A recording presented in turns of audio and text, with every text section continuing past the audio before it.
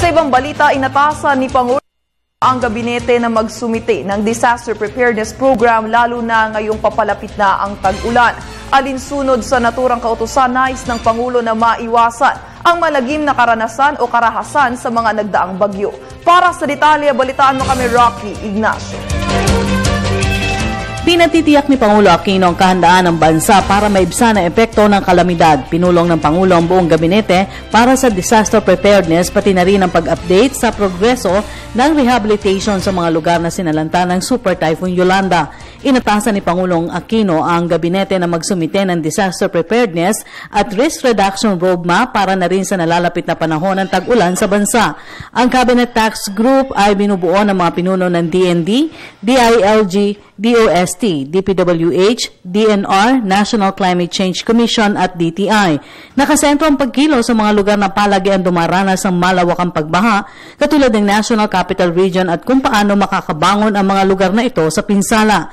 Ipiniresenta na rin sa pulong ni DOST Secretary Mario Montejo ang Project NOAA Executive Director Mahar Lagman ang resulta ng ginawang pag-aaral sa storm surges, pagbaha at landslides mula sa may 50 taong karanasan ng bansa dito. Ang storm surge kasi ang sinasabing naging sanhi ng malawakang pinsala sa buhay at ari-arian sa Kabisayaan dahil kay Yolanda. Dito inirekomenda ang Storm Surge Advisory Protocol, ang SSA-1, ang storm surge na may taas na 2 metro, Advisory 2 na may 5 metro ang taas, at Advisory higit sa 5 metro. Dapat ipalabas ito sa loob ng 48 hours.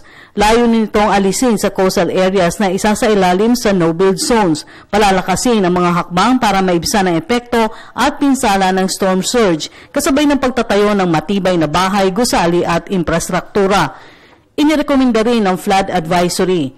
1. 129 mm rainfall sa loob ng 24 oras. Number 2. 190 mm rainfall at 3, 240 mm rainfall. Samantala, inilahad na rin ni Secretary Pamphilo Lacson ang rehabilitasyon sa epekto ng Yolanda.